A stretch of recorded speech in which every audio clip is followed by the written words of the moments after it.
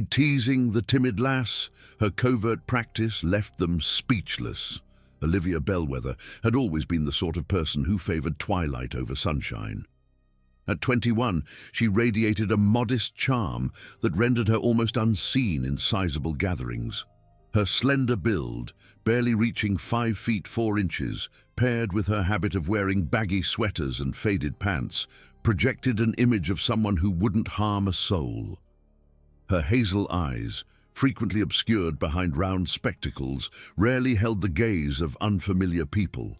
She had lately relocated to Oakhaven, a blue-collar town where everybody appeared to know everyone else's secrets, excluding hers. The local hall on Elm Avenue had become Olivia's haven. She'd secured a temporary position there, maintaining the building and assisting with event arrangements, dreaming of saving enough funds to pursue her studies. The structure housed a stage, a compact exercise room, conference chambers, and a social area where local youngsters assembled after lessons. Olivia favored the very early hours when the area was virtually deserted, enabling her to work quietly while enjoying audiobooks through her headphones. What nobody realized about Olivia was that she had devoted the past 7 years of her life training in Aikido. Her mother, a retired police officer, had insisted she learn to protect herself after they'd relocated often throughout her youth. She had earned her first-degree black belt at 15 and had devoted the succeeding years perfecting judo, hapkido, and knife defense. Her small size had actually proved advantageous in competitions, enabling her to react with incredible speed and surprise opponents. But Olivia had made a firm choice to abandon that aspect of her life when she moved to Oakhaven. She desired to begin anew, to be viewed as more than simply a martial artist.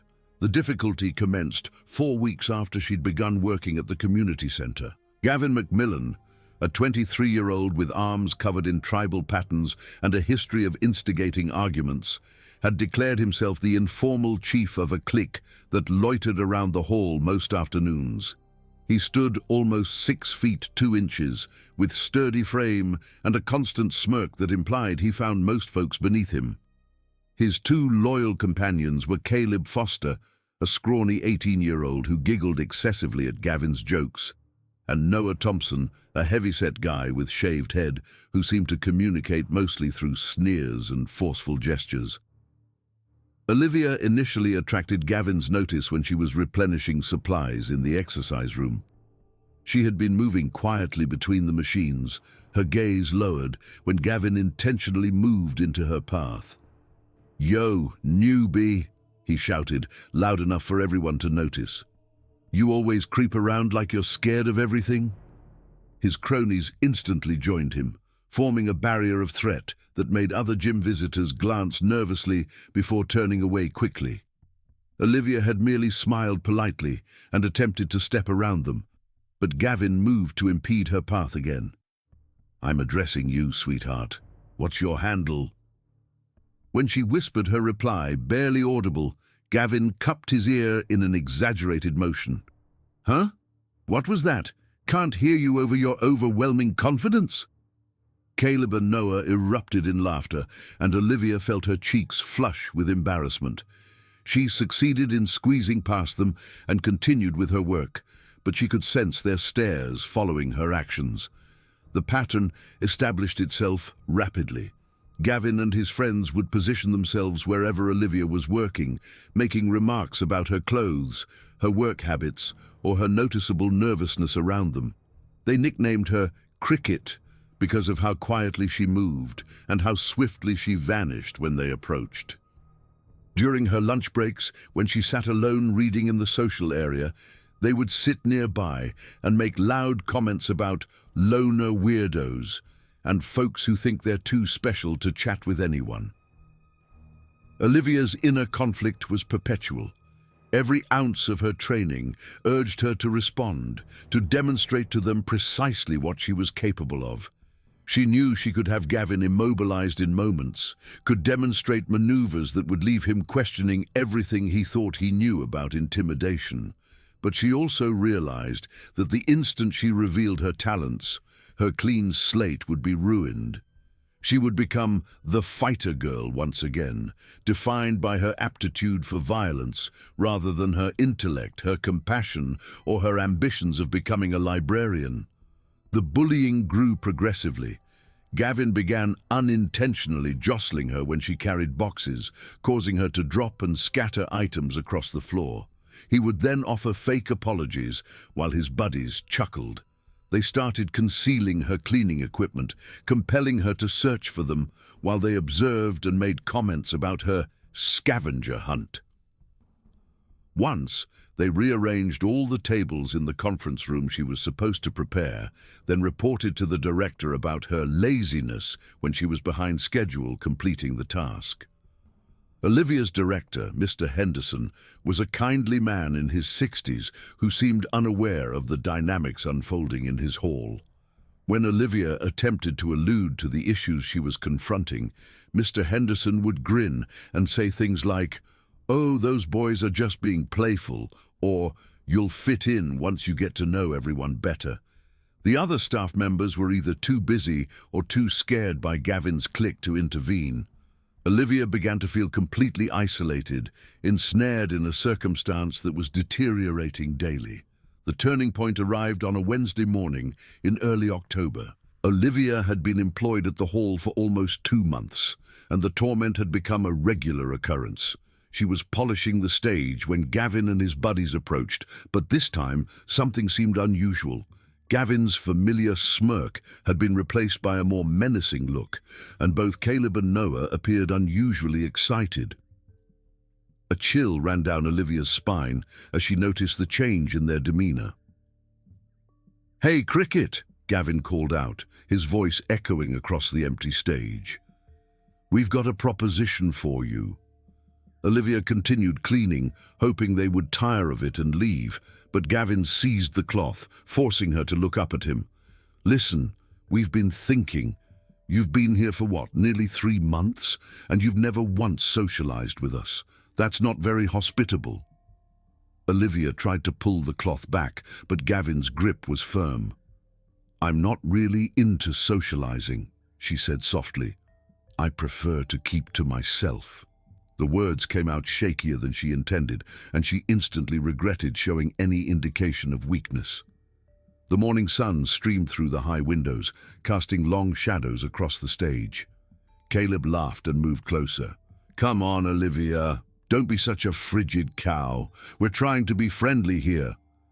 The words struck her like a blow, and Olivia felt something snap inside her chest.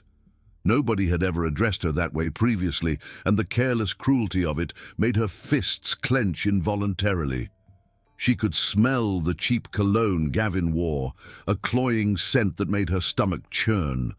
Noah, who rarely spoke, decided to add his own thoughts. "Maybe she thinks she's too special for us. Maybe she needs to be taken down a notch or two." His voice carried a threatening tone that made Olivia's survival instincts surge. The air felt thick with unspoken menace. Gavin released the cloth and stepped closer, invading her personal space in a way that made her skin crawl. "Here's how it's going to be, Cricket. You're going to join us in the parking area, and you're going to demonstrate to us precisely how thankful you are for this job. Perhaps if you're really nice to us, we'll say something good to Mr. Henderson about your job performance." The implication was clear, and Olivia felt a wave of nausea rise in her throat. She scanned the stage, hoping to see another staff member or a witness, but they were alone. The exit seemed impossibly distant, and Gavin's friends had positioned themselves to obstruct her escape routes. Dust motes danced in the sunbeams, highlighting the emptiness of the hall. "I need to finish my work," Olivia said, her voice barely a whisper. She was stalling, trying to devise a solution that wouldn't necessitate her revealing her training. Everything in her past warned her that this situation was about to escalate beyond mere words. Her heart pounded in her chest, a frantic drumbeat against her ribs. Gavin's expression hardened. "Your work can wait. We can't." He reached out and grabbed her wrist, his fingers digging in hard enough to leave marks. "Now quit being difficult and come with us." Olivia's training took over automatically. She could feel her posture adjusting, her weight shifting, her muscles tightening for action. But she forced herself to remain still, to project the same defenseless aura she'd been radiating for months. "Please," she pleaded, letting her voice waver. "I don't want any trouble." The linoleum floor felt cold beneath her feet. "Too late for that," Gavin said, his grip tightening. "You've been asking for trouble since day one with your attitude." He began pulling her toward the exit, while Caleb and Noah guarded them like guards escorting a prisoner. The shadows seemed to lengthen, distorting the familiar shapes of the hall. Olivia's mind raced through her possibilities. She could break Gavin's hold in a multitude of ways, could incapacitate all three of them before they realized what was occurring. But doing so would mean abandoning everything she'd striven to establish here, would mean accepting that she could never genuinely escape the martial artist identity she'd struggled so hard to shed. The scent of sawdust and old wood filled her nostrils, a familiar smell that now felt tainted with fear. They were halfway to the exit when Olivia made her choice. She wasn't going to permit these men to harm her, regardless of the repercussions. She had spent too many years learning to defend herself to become a victim now, but she also wasn't going to reveal her abilities unless she absolutely had to. The distant sound of traffic filtered through the closed doors, a reminder of the world outside. "Wait," she said, stopping abruptly. "I'll do whatever you want, but not here. Too many cameras." She gestured toward the security cameras mounted throughout the hall. "Mr. Henderson reviews the footage every week." Gavin's eyes lit up with what he clearly believed was victory. "See, I knew you could be reasonable. Smart girl." He released her wrist and stepped back, his posture relaxing slightly. "Caleb, go crank up the car. Noah, make sure nobody followed us." As his friends moved to follow his orders, Olivia felt the familiar calmness that always preceded her best performances wash over her. Her breathing slowed, her vision sharpened, and her awareness of her surroundings widened to encompass every aspect of the room. She was no longer the frightened cleaner they believed they were manipulating. She was a weapon that had been masquerading as a victim. The air crackled with unspoken tension. "Actually," Olivia said, her voice suddenly steady and clear, "I changed my mind." The transformation in her tone was so complete that Gavin actually recoiled, confusion replacing the menacing confidence on his face. He had underestimated her, that much was clear. "What did you say?" Gavin's voice held a threat, but Olivia could detect uncertainty creeping into his eyes. Something about her posture, her expression, or her presence had shifted in a way that his subconscious recognized as dangerous. The silence in the hall was broken only by the faint hum of the fluorescent lights. Olivia removed her spectacles and placed them carefully on a nearby table. Without them, her hazel eyes seemed larger, more intense. "I said I changed my mind. I'm not going anywhere with you." She pulled her hair back into a ponytail, her movements precise and deliberate. "But you're welcome to try to make me..." The challenge hung in the air, a gauntlet thrown down before them. Gavin's face flushed red with anger and humiliation. "You think you're tough now? You think you can just..." He lunged forward, reaching for her with the same casual violence he'd exhibited dozens of times before. He thought he had her figured out, but he was about to learn just how wrong he was. Olivia sidestepped his grab with fluid grace, her movement so swift and economical that Gavin stumbled past her and nearly fell. She didn't retaliate, didn't strike back. She simply wasn't where he anticipated her to be. The ease with which she'd evaded his grab sent a chill through the room. He had expected fear, but he found only calm determination. "Gavin." Caleb's voice was uncertain as he watched his leader struggle to regain his balance. Maybe we should just... He sensed that something had shifted, that the power dynamic had changed in a way he didn't understand. Shut up! Gavin spun around, his face now completely crimson. She got lucky. Hold her down while I teach her some respect. He was losing control, and he knew it. Caleb looked uneasy, but moved to comply. Noah, however, seemed to sense that something had fundamentally changed. He remained where he was, his eyes glued on Olivia with a new wariness that hadn't been there before. He was no longer sure of himself, no longer certain of the outcome. Olivia stood perfectly still as Caleb approached, her hands relaxed at her sides, her breathing even and controlled. When he reached for her, she moved like a breeze, flowing around his grasp and ending up behind him before he could react. She placed one hand lightly on his shoulder, and he froze as if he'd been struck by lightning. The hall seemed to hold its breath, waiting to see what would happen next. "Caleb," she said softly, using his full name for the first time. "You should leave now.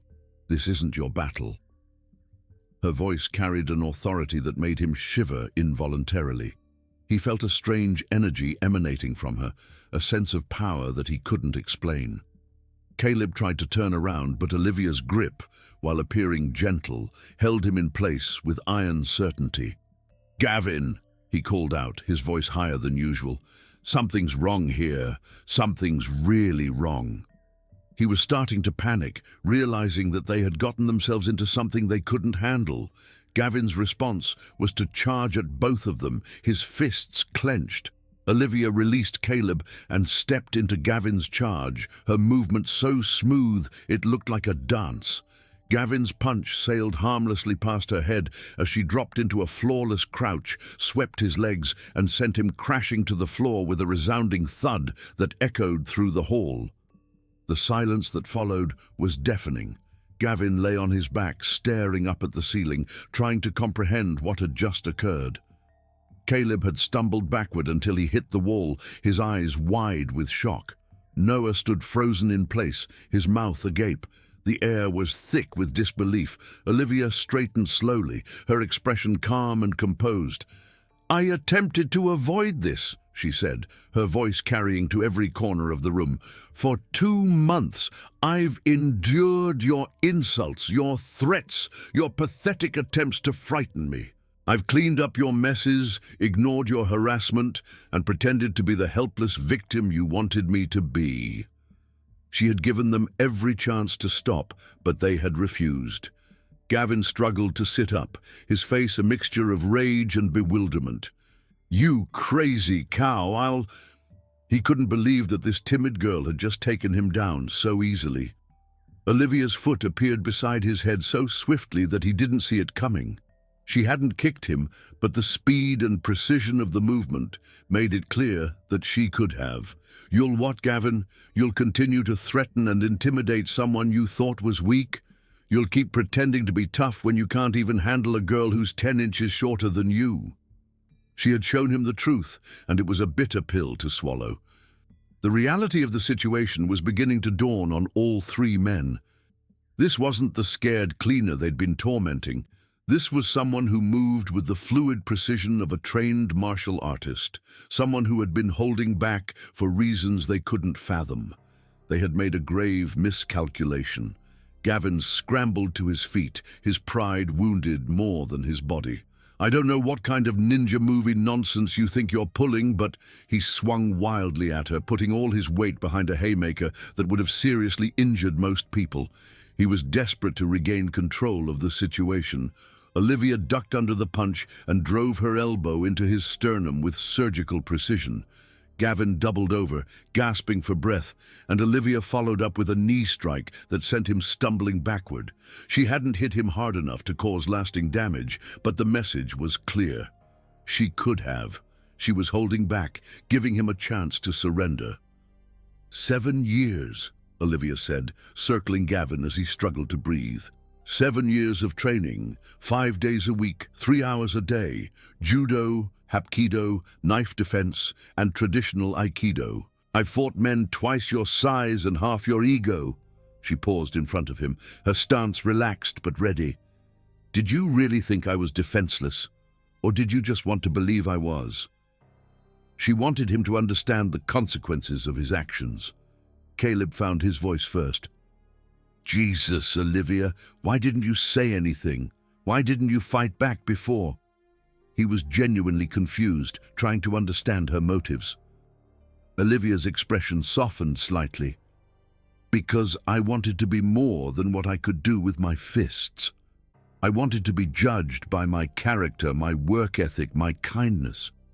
I thought if I could just be normal, just be peaceful, maybe I could leave that part of my life behind. She looked around the room, taking in their shocked faces. But you wouldn't let me be normal, would you? You needed a victim, and you decided I was perfect for the role. She had tried to avoid this confrontation, but they had pushed her too far. Gavin had finally caught his breath, but his posture was completely different now. The swagger was gone, replaced by the cautious movements of someone who had just discovered they were outmatched. Look, we were just messing around. We didn't mean... He was trying to minimize his actions, but it was too late. Yes, you did. Olivia's voice cut through his excuse like a knife. You meant every word, every threat, every attempt to make me feel small and powerless. The only thing you didn't mean was the part where you thought I'd never fight back. She had seen through his charade, and he knew it. Noah, who had been silent throughout the encounter, finally spoke up. We're sorry, okay? We didn't know... He was trying to salvage the situation, but the damage was already done. You didn't know what? Olivia's question was sharp, demanding. You didn't know I could defend myself? Does that make your behavior acceptable? If I had been the helpless victim you thought I was, would your actions have been justified? She wanted them to confront the truth of their actions. The question hung in the air like a challenge. None of them had an answer because they all knew the truth. They had chosen her precisely because they thought she was vulnerable. They had targeted her because her quiet demeanor and small stature made her seem like an easy target. Olivia continued, her voice growing stronger with each word. For 2 months, I've watched you three terrorize not just me, but anyone you perceived as weaker. I've seen you make fun of the disabled visitors, mock the children who come here to learn, and intimidate the staff into ignoring it. You've turned this place into your personal playground of cruelty, and everyone just tolerates it because confronting you seems too difficult. She was speaking for all the people they had hurt. She moved closer to Gavin, who instinctively stepped back. But here's what you never understood. Strength isn't about size or volume or the ability to make others afraid. Real strength is about choosing to be kind when you have the power to be cruel. It's about protecting those who can't protect themselves. It's about using your abilities to lift others up rather than tear them down. She was defining true strength, not the false bravado they had displayed. Gavin's face was pale now, the reality of how badly he'd miscalculated becoming clear. "We can work something out," he said, his voice lacking its usual confidence. "Maybe we all just got off on the wrong foot." He was desperately trying to avoid the consequences of his actions. Olivia shook her head. "No, Gavin. We got off on exactly the foot you intended. You wanted to establish dominance, to prove you were the alpha male in this environment. The only problem is that you chose the wrong person to establish that dominance over." She had shattered his illusion of control. The sound of footsteps in the hallway made them all freeze. Mr. Henderson's voice called out, "Olivia, are you still in there? I need to lock up the stage." The older man appeared in the doorway, his eyes immediately taking in the scene. Gavin on the floor, Caleb pressed against the wall, Noah looking like he'd seen a ghost, and Olivia standing calmly in the center of it all.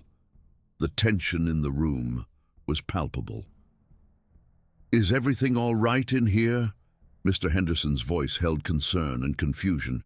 He sensed that something significant had happened. Olivia looked at each of the three men in turn, her expression making it clear that their next words would determine how this situation unfolded. "We were just having a discussion about respect and boundaries," she said evenly. "I think we've reached an understanding." She was giving them a chance to make things right. Gavin nodded quickly, eager to avoid any official repercussions. "Yeah, just talking. Everything's fine, Mr. Henderson." He knew he had to play along if he wanted to avoid trouble. Mr. Henderson looked skeptical, but didn't pursue the matter. "Well, I need everyone to clear out so I can lock up. Olivia, can you finish the rehearsal hall tomorrow morning?" He wanted to believe them, but he couldn't shake the feeling that something was amiss. "Of course," Olivia replied, her voice returning to its usual quiet tone. As the group began to disperse, she added, "Gavin, Caleb, Noah, I hope you'll think about what we discussed tonight, and I hope you'll make better choices moving forward." She was giving them one last chance to redeem themselves. The message was clear. This was their one opportunity to change their behavior voluntarily. The alternative was a demonstration of precisely what Olivia was capable of when she stopped holding back. The weight of her words hung heavy in the air. Over the following days, the atmosphere at the community center shifted noticeably. Gavin and his friends no longer congregated in the stage area where Olivia worked. When they did encounter her, they were polite to the point of being subservient. The casual cruelty that had once defined their interactions with others seemed to have vanished overnight. They were walking on eggshells, afraid of provoking her. Other staff members began to observe the change. Mr. Henderson remarked on how much more pleasant the atmosphere felt. The disabled visitors seemed more relaxed during their activities. The children who came for after-school programs were more engaged and less likely to huddle nervously in corners. Olivia had brought a sense of peace to the center. Olivia, meanwhile, had undergone her own transformation. She no longer moved through the building as if she were trying to be invisible. Her posture was straighter, her eye contact more direct. She still preferred quiet to chaos, but she no longer radiated the aura of someone who was afraid of being noticed. She had found her voice and her confidence. The real test came 2 weeks later when a new group of troublemakers attempted to establish themselves in the social area. They were younger than Gavin's crew, probably still in middle school, but they carried themselves with the same arrogant aggression that had made the center uncomfortable for so many people. They were testing the boundaries, seeing if they could get away with the same behavior. Olivia was organizing items in a nearby storage room when she heard the commotion. The new arrivals were harassing a man who came to the center every day to play chess. They were making fun of his age, moving his chess pieces, and laughing at his attempts to concentrate. They were deliberately trying to provoke him. The old Olivia would have found a reason to stay in the storage room, would have convinced herself that it wasn't her responsibility. But the woman who emerged from that room was different. She moved with conviction, her stride confident and direct. She was no longer willing to stand by and watch injustice occur. "Excuse me," she said, her voice carrying clearly across the social area. "Mr. Davies, is there a problem here?" She was asserting her authority, making it clear that she was in charge. The teenagers turned to look at her, their expressions shifting from amusement to dismissal. The apparent leader, a kid who couldn't have been more than 15, looked her up and down with obvious disdain. "Mind your own business, lady. This doesn't concern you." He was trying to intimidate her, but he was about to learn that she wasn't easily intimidated. Olivia smiled, but there was something in her expression that made the smart ones in the group take a step back. "Actually, it does concern me. This is my workplace, and Mr. Davies is under my care while he's here." She was drawing a line in the sand, making it clear that she wouldn't tolerate their behavior. The teenager laughed, but it sounded forced. Your care? What are you, some kind of babysitter? He was trying to belittle her, but she remained unfazed. Something like that, Olivia replied.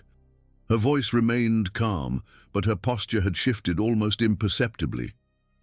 Anyone who knew what to look for would have recognized the stance of someone prepared for action. She was ready to defend Mr. Davies if necessary.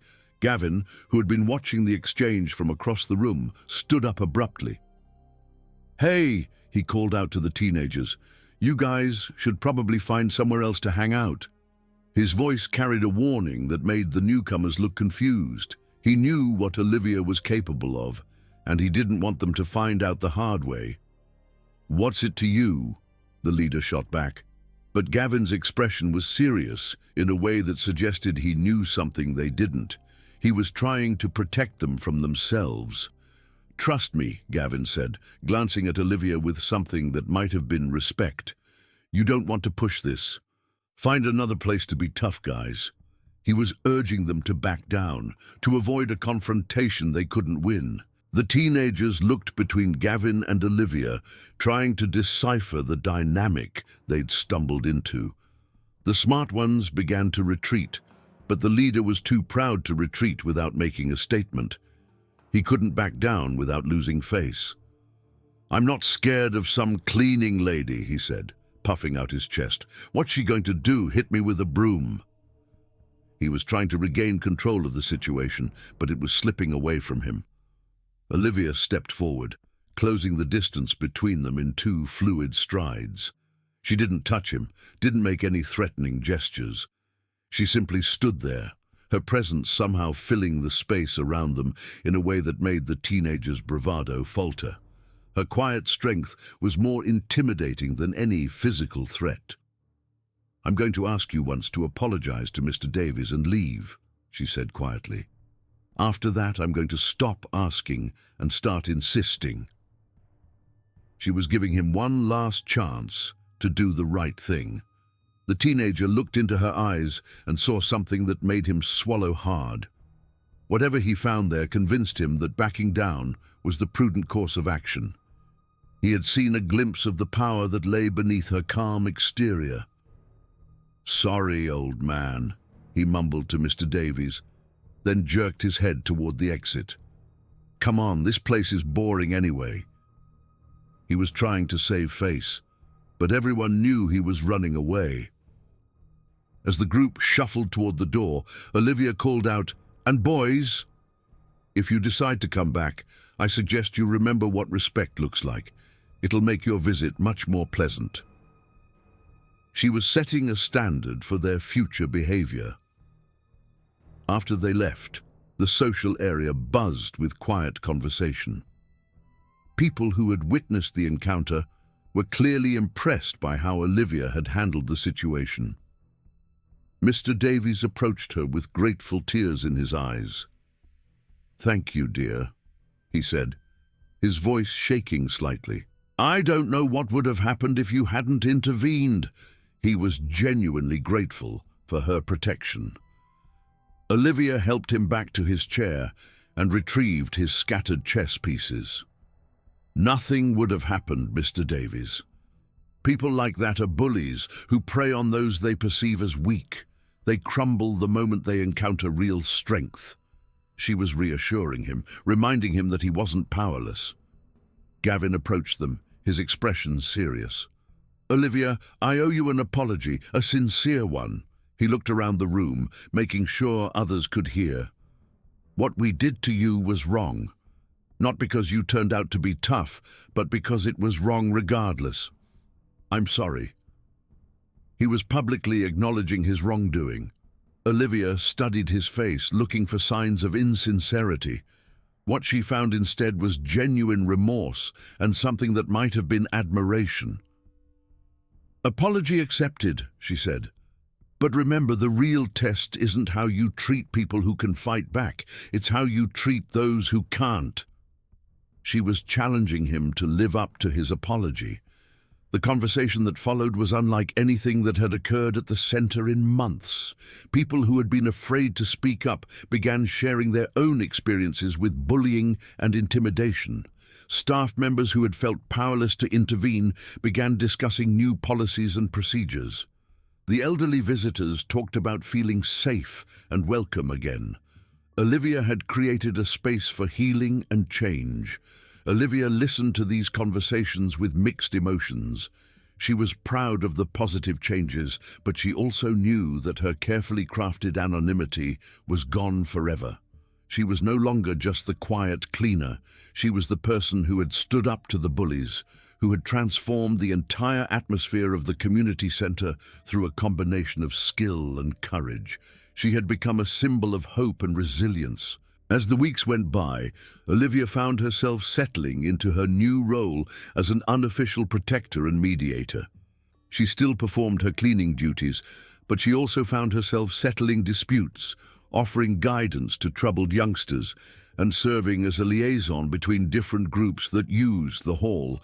She had become an integral part of the community. Mr. Henderson, who had initially been oblivious to the harassment Olivia faced, proved to be a strong ally once he understood the situation. He implemented new guidelines about respectful behavior and made it clear that the center would be a safe haven for everyone.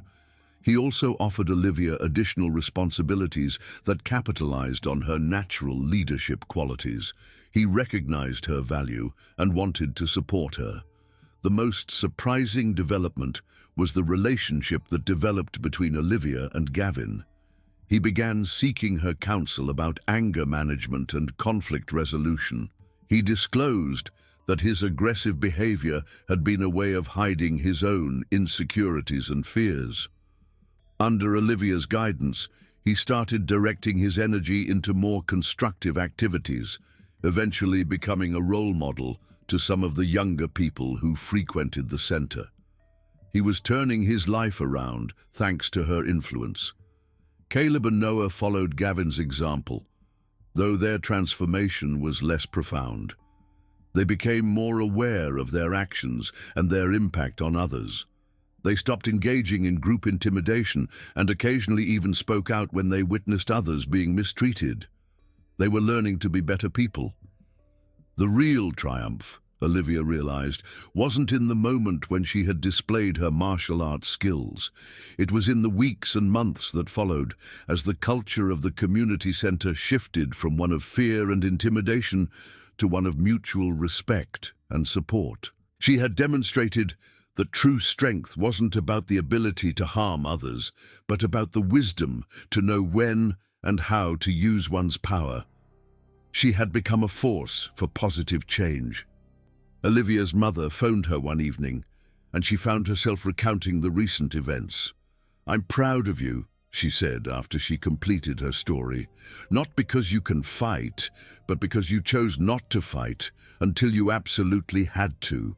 That's what true martial arts is about, using your training to protect others and yourself, but never becoming the aggressor." Her mother understood the deeper meaning of her actions.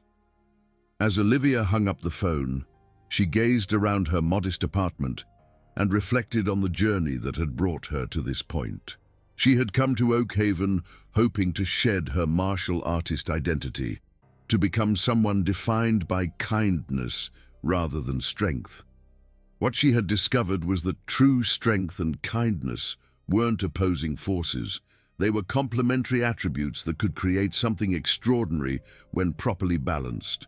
She had found a way to integrate both aspects of herself. The community center had become more than just her place of work.